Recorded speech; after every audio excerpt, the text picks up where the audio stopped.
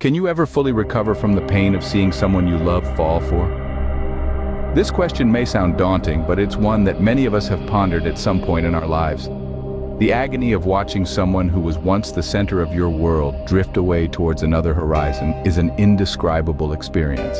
It's like a flash flood, reshaping the landscape of your heart in an instant. One day they're your world, your everything, and the next they're in the arms of another, leaving an abyss in your soul that feels impossible to fill.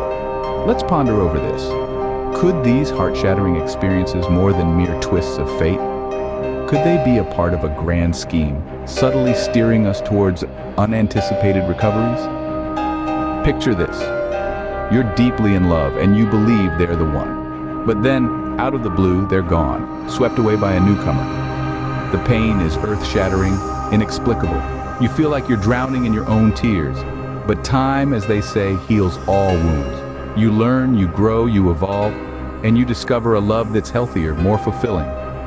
Would you have found this more profound love if the previous relationship hadn't ended? In this instance, the heartbreak, as gut-wrenching as it was, cleared a path for something better, something more attuned to who you are and who you are becoming. These emotional upheavals, these heartbreaks and recoveries, they're not just coincidental occurrences. They're part of a grander narrative, beautifully crafted by the hands of destiny, or perhaps divine intervention. It gives rise to a question. Could there be a greater power at work here?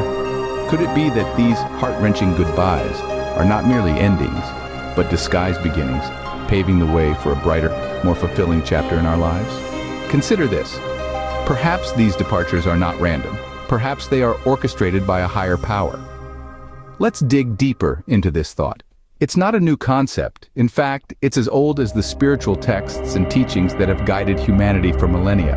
From the old prophets to modern spiritual teachers, there's a recurrent theme. Sometimes divine intervention takes the form of a departure, a separation. Imagine a gardener pruning a rose bush. To an onlooker, the act may seem harsh, even cruel. But the gardener knows that by removing the weak or diseased branches, he's giving the bush a chance to flourish. The same can be said about our lives.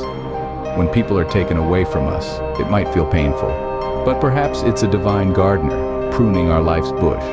In the book of Job, for example, Job lost everything he had, his wealth, his family, his health. It was a test of faith, a divine intervention, if you will. In the end, Job's faith was rewarded. He was given more than he had before. The people and things he lost were replaced with better ones. Then we have the teachings of Jesus Christ. He told his disciples, if anyone comes to me and does not hate his father and mother, wife and children, brothers and sisters, yes, and his own life also, he cannot be my disciple. At first glance, this may seem harsh. However, it's not a call to hate, but a call to prioritize. It's a message that spiritual growth sometimes requires us to let go of people and relationships that hold us back.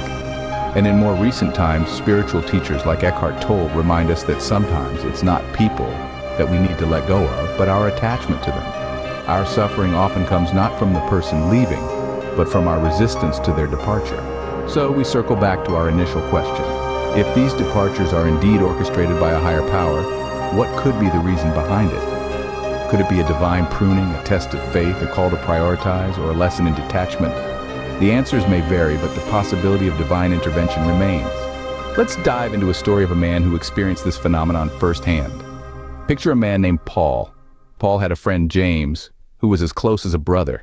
They shared everything from their childhood memories to their dreams and ambitions. The bond between them was so strong that anyone who saw them together would say they were inseparable. But one day, James was suddenly taken away from Paul's life. A job opportunity in a distant city had come calling for James, and he had to answer. The farewell was hard, filled with tears and promises of staying in touch. But as time passed, the distance grew. Not just geographically, but emotionally too. The phone calls became less frequent, the messages short and rare until they stopped altogether. Paul was left with a void, a missing piece that was once filled by his best friend. In the beginning, the pain of James's absence was unbearable for Paul. He felt lonely, lost and confused. He questioned why this had to happen. Why did his closest friend have to leave? But as time passed, Paul began to notice something. With James no longer by his side, he started to see the world through his own eyes, make decisions based on his own instincts, and walk his path independently. He discovered passions he never knew he had, like painting and volunteering for animal shelters.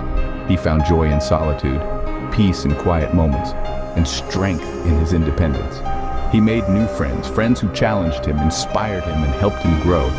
He found love in unexpected places, and he learned to love himself. Slowly, the void left by James started to fill with new experiences, new relationships, and a stronger, more confident Paul. He realized that he had been living in the shadow of his friendship with James, never truly exploring his own potential. The departure of James was not a loss, but an opportunity for Paul to discover himself, to grow, and to become the best version of himself. It was not an easy journey, but Paul learned to appreciate the departure of his friend. He recognized that the pain of separation was necessary for his growth. He understood that sometimes people are removed from our lives to make way for something new, something better. And so he realized the departure of his friend was not a loss, but a redirection. It was a divine intervention, a guiding hand from above that led him to a path he would have never discovered otherwise. It was a lesson, a reminder that every ending is a new beginning, and every loss is a chance for growth. It was a testament to the wisdom of letting go, of trusting the journey, and of believing in the divine plan. Often what seems like a loss at first might actually be a blessing in disguise. So let's explore this idea, shall we? We'll discover how the departure of people from our lives can lead to personal growth, self-discovery, and new opportunities. Imagine a tree standing tall and strong. However, as seasons change, so does the tree. It sheds its leaves. It might seem like a loss, but it's a necessary part of its growth. It's the tree's way of making room for new leaves, for a fresh start. Similarly, when people leave our lives, it can feel like we've lost a part of ourselves. But just like that tree, we too are making room for new growth. We are creatures of habit. We find comfort in familiarity. But when that familiarity is disrupted, we are forced to adapt. This adaptation can lead to self-discovery. We learn more about ourselves, our strengths, our weaknesses, our desires, and our dreams. It's like looking into a mirror and really seeing ourselves for the first time. Moreover, the departure of people from our lives can open doors to new opportunities. It can lead us down paths we wouldn't have considered otherwise. It can introduce us to people we wouldn't have met, experiences we wouldn't have had, and lessons we wouldn't have learned. It can be the catalyst that propels us towards our true purpose. Of course, it's not easy. There may be days when the loss feels too great, when the world seems too daunting. But remember, it's okay to feel. It's okay to grieve. It's a part of the healing process. It's a part of the journey towards growth. So, when you find yourself questioning why someone left, why someone had to be removed from your life, remember the tree. Remember that sometimes we need to shed parts of our lives to make room for new growth. In the end, it's all about perspective. The departure of someone from your life isn't necessarily a loss. It might just be a blessing in disguise, a stepping stone towards a better you. In the words of the late T.B. Joshua, sometimes God removes people from your life to protect you. Don't run after them. This profound wisdom from T.B. Joshua, a man of faith and fortitude, is not merely a piece of advice, but a beacon of light guiding us through the labyrinth of relationships. When we understand the essence of these words, we're able to navigate life's intricate passages with a newfound perspective. It's a natural instinct to resist change, especially when it comes to people we hold dear. However, T.B. Joshua's words remind us to trust in the divine wisdom that orchestrates our lives. Sometimes the people we are desperately trying to hold on to are the very ones holding us back from our destiny. Consider the people who have exited your life. Reflect on their departure, not as a loss, but as a moment of liberation, a chance for growth. It's a difficult concept to grasp, but when we view it through the lens of protection, it becomes a liberating truth. God, in his infinite wisdom, removes the weights that slow us down, the anchors that keep us from sailing to our destined shores. Just as a gardener prunes a flourishing plant, removing the diseased or overgrown branches to allow for healthier growth, so does God prune our lives. It's not out of cruelty, but care. It's not to cause pain, but to promote growth. So instead of running after those who have left, let's pause and reflect. Let's appreciate the wisdom in T.B. Joshua's words, acknowledging the divine intervention that's working for our good, even when it doesn't seem like it. The next time you find yourself longing for someone who's no longer a part of your life, remember TB Joshua's wisdom. Recognize the divine protection in their departure and embrace the freedom it brings. Remember, not all departures are tragedies. Some are opportunities, and with every opportunity, there's the potential for something greater, something better. Embrace it. Letting go can be hard, but sometimes it's the best thing you can do. Let's delve into the power of letting go, a concept that has transformative potential when fully understood and embraced. You see, life is a journey, a constant ebb and flow of experiences and individuals. We all have people who walk into our lives, leaving footprints on our hearts only to depart, sometimes without warning. Such departures can leave us with a profound sense of loss, a gaping void that feels impossible to fill. But what if we told you that there's power, liberation even, in letting go? When we clutch onto people, situations, or experiences that are no longer serving us, we restrict our own growth. We become prisoners of the past, shackled by memories, unable to move forward. But letting go, that's where the magic happens.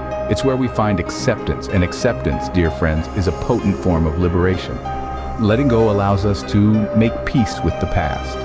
It enables us to acknowledge our experiences, learn from them, and then let them go.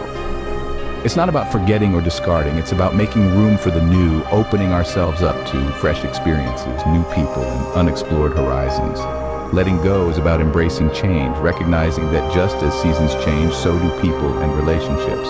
And just as nature beautifully manages the transition from one season to another, so can we handle the shifts in our lives with grace and resilience. Ultimately, letting go is an act of self-love. It's about choosing peace over chaos, growth over stagnation, and the unknown over the familiar yet unfulfilling. It's about acknowledging that we deserve better, that we are worthy of love, respect, and happiness. So next time when someone walks out of your life, remember it might just be a blessing in disguise.